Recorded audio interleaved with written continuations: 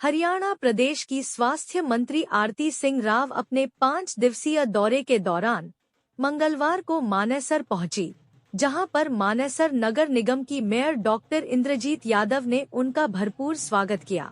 हम आपको बता दें, 2020 में मानेसर नगर निगम बनने के बाद 2025 में पहली बार मानेसर नगर निगम का चुनाव हुआ, जिसमें डॉक्टर इंद्रजीत ने निर्दलीय उम्मीदवार के रूप में फॉर्म भरा।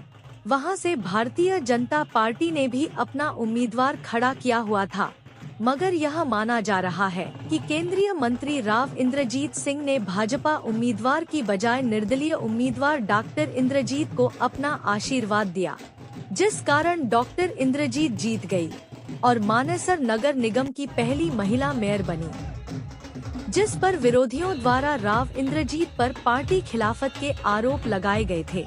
मंगलवार को मानेसर पहुंची आरती सिंह राव ने मानेसर मेयर डॉक्टर इंद्रजीत सिंह की काफी तारीफ की, मगर अपने पिता के विरोधियों को जवाब देने से भी नहीं चुकी। आरती राव ने कहा कि अभी कुछ लोग कह रहे थे कि आप तो अटेली की विधायक हैं। मैं पिछले 10 साल से राजनीति में आने का प्रयास कर रही थी। मेरी पार्टी ने इस बार मौका दिया और मंत्री बनाया। अटेली की जनता ने मुझे वोट देकर विधानसभा भेजा, इसके लिए मैं उनकी हमेशा शुक्रगुजार रहूंगी। ये ठीक है कि मैं अटेली की विधायक हूँ, परंतु आशीर्वाद पूरे इलाके का है। आरती राव ने अपने पिता राव इंद्रजीत सिंह के गुणों का बखान करते हुए कहा कि राव इंद्रजीत सिंह एक ईमानदार और साफ छवि के बेदाग नेता है। कुछ लोगों को उनकी साफ छवि हजम नहीं हो पा रही है। आरती सिंह राव ने कहा कि मैं अपने क्षेत्र और लोगों के हकों के लिए हमेशा लड़ती रहूंगी। आप देख रहे हैं रेवाड़ी आज तक। हमारे चैनल को सब्सक्राइब कर वीडियो को लाइक और शेयर करें। मुझे बुलाया गया। हमारी सबसे पहले तो अध्यक्ष जी आए हैं, हमारे अजीत यादव जी, हमारी आज की संयोजक और बहुत ही प्यारी और कर्मठ मेयर साहिबा इंद्रजीत यादव जी, डॉक्टर इंद्रजीत यादव जी, ये भूलना नहीं चाहिए। हमारे नए मार्केटिंग कमेटी के चेयरमैन मनोज मोकलवास जी, यहाँ पे बहुत सारे पार्षद आए हैं नगर निगम के, वहाँ भी बैठे हैं, यहाँ भी बैठे हैं, सभी पार्षदगण। मेरे पिताजी के बहुत ही बड़े और लंबे साथी मास्टर बलबीर सिंह जी, सुरेश चेयरमैन साहब, प्रोफेसर हंसराज जी,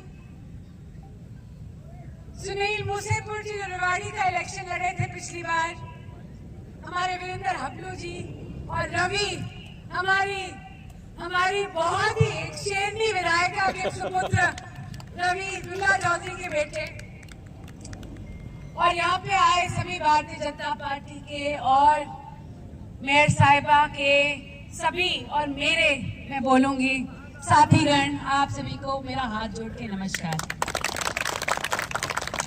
आज राकेश जी और डॉक्टर साहिबा ने तो बहुत ही कमाल कर दिया। मैं तो खाने पे आ रही थी, आप इतने सारे लोग बुला के बहुत ही बढ़िया प्रोग्राम बना दिया। बहुत बहुत धन्यवाद आपका।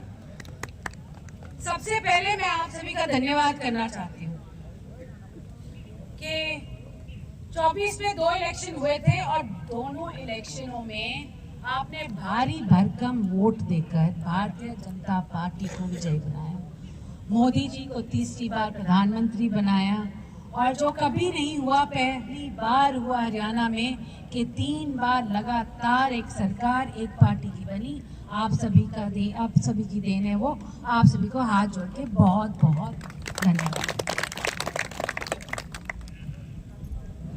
जब बात होती है राव साहब की, राव साहब 6 बारी लोकसभा के मेंबर बने, और ये बहुत बड़ी बात है हरियाणा के लिए, क्योंकि हरियाणा में आज तक 6 बारी कोई सांसद बना ही नहीं, और वो भी जीतकर। ये नहीं कि नॉमिनेटेड सांसद बना हो, जीतकर कोई 6 बारी सांसद नहीं बनाए। ये आप सबकी देन है। आप सभी का बहुत बहुत धन्यवाद। और आज भी जब राव साहब कुछ कहते हैं तो सारे के सारे हरियाणा के कान खड़े हो जाते हैं। क्यों खड़े हो जाते हैं? क्योंकि राव साहब ने अपने 45-50 साल की राजनीति में सबसे बड़ा नाम जो कमाया है वो ईमानदारी का कमाया है, वो सच्चाई का कमाया है, और वो कभी फिजूल की बातें नहीं करते। राव साहब हमेशा अपने लोगों के साथ, उनके सामने एक कवच बन के खड़े रहते हैं। वो बहुत लोगों को अच्छा नहीं लगता, मगर लोगों को बहुत पसंद आता है, क्योंकि उनकी सच्चाई, उनकी हक की लड़ाई लड़ने वाला एक ईमानदार सिपाही, उनके सेनापति उनके सामने हमेशा खड़े रहते हैं। और यही सीख राव साहब ने मुझे दी।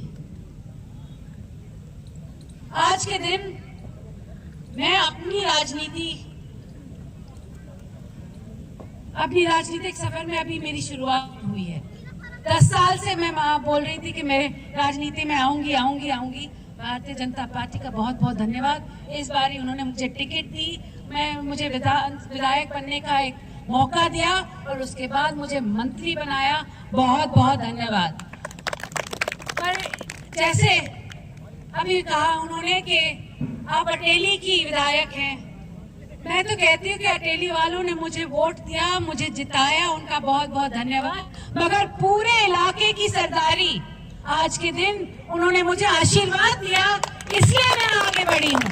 आप सभी का बहुत बहुत धन्यवाद। और जो राव साहब ने हमेशा कही है कि जो अपने साथ लोग रहते हैं उनका हमेशा साथ देना चाहिए, और ये लोग अपनी रीढ़ की हड्डी होते हैं, और रीढ़ की हड्डी के बिना कोई इंसान जीवित नहीं रहता। ना सर चले है, ना गर्दन चले है, ना दिमाग चले।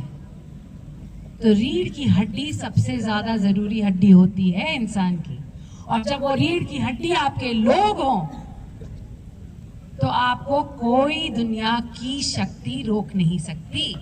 तो आप सभी का बहुत बहुत धन्यवाद कि आज के दिन आप राव साहब की रीढ़ की हड्डी बने हैं, और उनके साथ साथ जैसे मैंने कहा, मैं इस सफर में अभी शुरुआत है, मेरे को भी आपने मौका दिया है कि आपका साथ देने का, आपके लिए आपकी लड़ाई लड़ने का, आपकी हक की लड़ाई लड़ने का, सच्चाई की लड़ाई लड़ने का, और मैं ये मौका बिल्कुल चूकूंगी नहीं।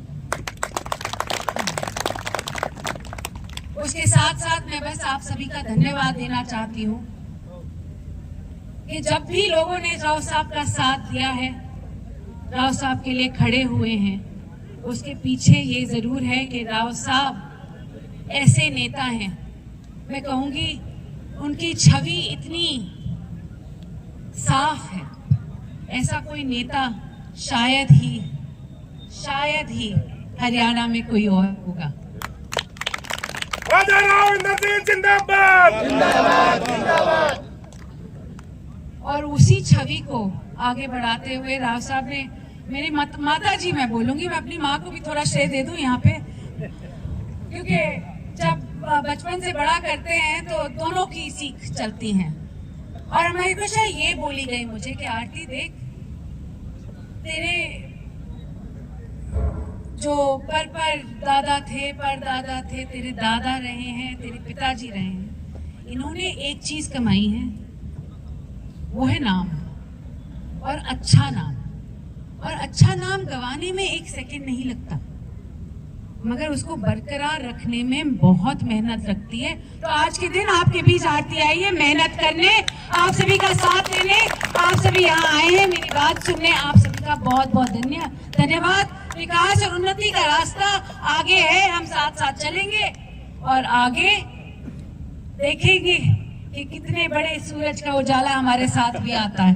धन्यवाद।